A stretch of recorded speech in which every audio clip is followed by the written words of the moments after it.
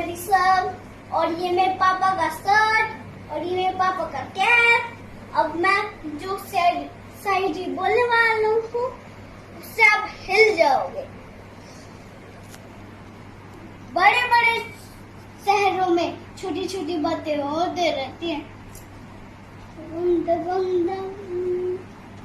Bye guys, सायोनारा। अगली video में मिलेंगे।